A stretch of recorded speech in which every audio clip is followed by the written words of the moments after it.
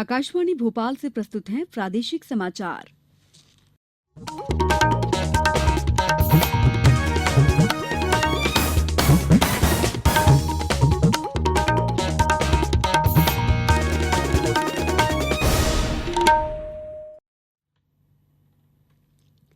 नमस्कार, समाचारों के साथ मैं दीपा सिंह। पहले मुख्य समाचार।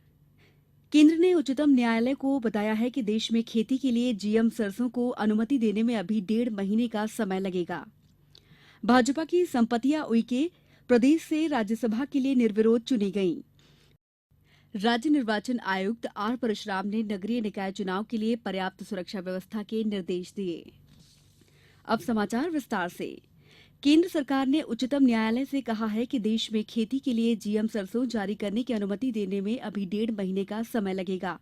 प्रधान न्यायाधीश जेएस केयर और न्यायमूर्ति डीवाई चंद्रचूड़ की खंडपीठ ने अतिरिक्त सॉलिसिटर जनरल पीएस नरसिम्हा को बताया है कि अगर सरकार जीएम सरसों को खेती के लिए जारी करने के पक्ष में फैसला करती है तो न्यायालय उस फैसले को चुनौती देने वाली याचिका पर सुनवाई करेगा।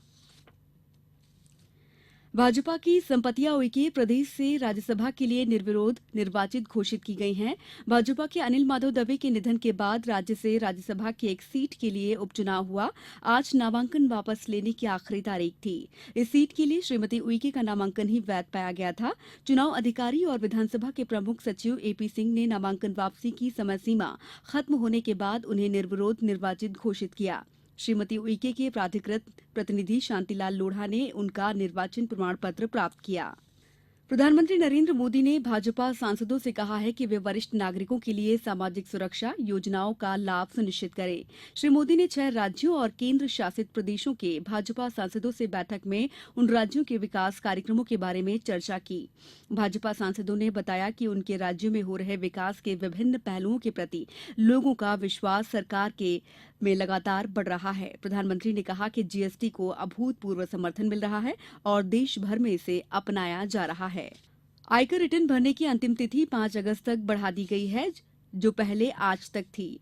आयकर विभाग ने ट्वीट कर कहा है कि रिटर्न फाइल करने में करदाताओं की कठिनाइयों को देखते हुए तारीख बढ़ाई गई है। आज अंतिम दिन होने के कारण करदाता विभाग का ई फाइलिंग पोर्टल बड़े पैमाने पर लॉग इन कर रहे हैं और रिटर्न दाखिल कर रहे हैं, जिसे देखते हुए विभाग ने आयकर रिटर्न भरने की तारीख 5 अगस्त तक बढ़ा दी है।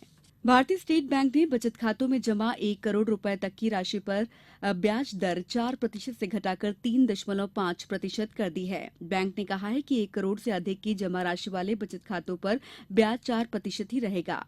बैंक ने 2 स्तरीय बचत बैंक ब्याज दर व्यवस्था आज से ही लागू कर दी है। केंद्र सरकार ने आज राज्यसभा में बताया कि मनरेगा के अंतर्गत जिन लोगों को रोजगार दिए गए हैं उनमें 56% महिलाएं हैं। ग्रामीण विकास और पेयजल राज्य मंत्री रामकृपाल यादव ने ये जानकारी दी और बताया कि इस योजना से महिलाओं के जीवन स्तर में सुधार आया है। ग्रामीण विकास मंत्री नरेंद्र सिंह तोमर ने बताया कि मनरेगा के क्रियान्वयन की प्रगति की नियमित रूप से समीक्षा की जाती है। सतना जिले की पवित्र नगरी चित्रकूट को मिनी स्मार्ट सिटी की तर्ज पर विकसित किया जाएगा। सतना दौरे पर पहुंचे मुख्यमंत्री शिवराज सिंह चौहान ने ये घोषणा की। अपने चित्रकूट प्रवास के दौरान श्री चौहान ने सबसे पहले साधु संतों से मुलाकात की।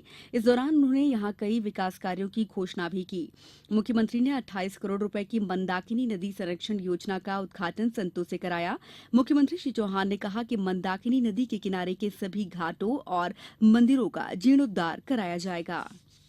शिवपुरी के माधव राष्ट्रीय उद्यान में लगभग 11 साल बाद फिर से टाइगर सफारी खोले जाने की तैयारियां की जा रही हैं।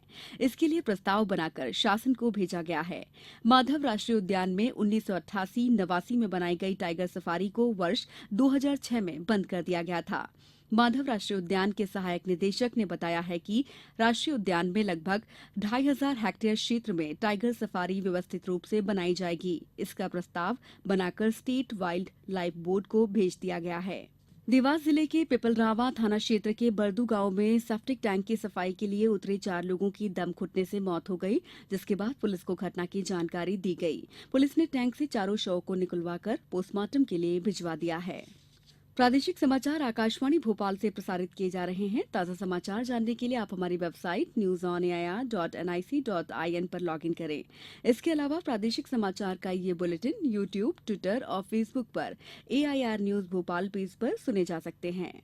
राज्य निर्वाचन आयुक्त आर परशुराम ने प्रदेश में अगस्त महीने में 44 नगरीय निकायों में होने वाले चुनाव के दौरान पुलिस की पर्याप्त व्यवस्था करने के निर्देश दिए हैं। आज भोपाल में चुनाव के दौरान बल की तैनाती की समीक्षा करते हुए उन्होंने कहा कि किसी भी नगरीय निकाय को नजरअंदाज न किया जाए। उन्होंने सीमावर्ती क्षेत्रों में विशेष ध्यान देने को कहा है। उन्होंने कहा कि अवैध शराब की बिक्री को कड़ाई से रोका जाए और संवेदनशील मतदान केंद्रों में पर्याप्त पुलिस फोर्स तैनात की जाए।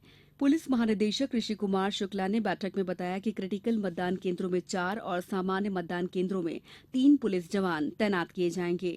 बैठक में अपर मुख्य सचिव रहे के सिंह और राज्य निर्वाचन आयोग की सचिव सुनीता त्रिपाठी भी मौजूद थीं।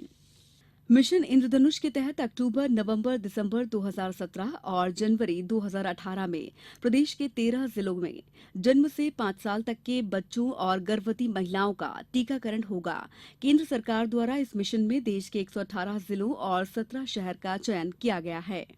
भारत सरकार ग्रामीण विकास मंत्रालय द्वारा वर्ष 2016-17 में किए गए उत्कृष्ट कार्यों के लिए जिला पंचायत, जनपद पंचायत और ग्राम पंचायत को पुरस्कृत किया जाएगा। इन पुरस्कारों के लिए जिला पंचायत, जनपद पंचायत और ग्राम पंचायत से नामांकन 20 सितंबर तक ऑनलाइन भरे जा सकते हैं।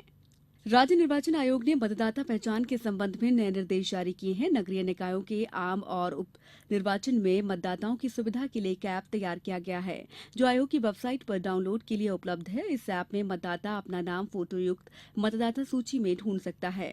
स्वयं की वोटर स्लिप को जनरेट करना, जिससे कि वोटर स्लिप का उपयोग पहचान दस्तावेज के रूप में किया जा सके। लाडली लक्ष्मी योजना के तहत ऐसी बालिकाएं जिन्होंने इस वर्ष कक्षा 6 में प्रवेश लिया है, उन्हें छात्रवृत्ति वितरित की जाएगी। छात्रवृत्ति वितरण के लिए लाडली लक्ष्मी योजना के अंतर्गत राज्य स्तर पर मध्य प्रदेश लाडली लक्ष्मी योजना निधि का गठन किया गया है।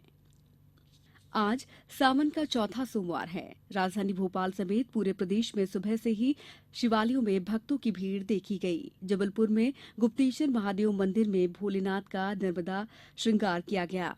होशंगाबाद के नर्मदा तट स्थित नर्मदेश्वर महादेव मंदिर में आज सुबह से ही भक्तों का तांता लगा रहा।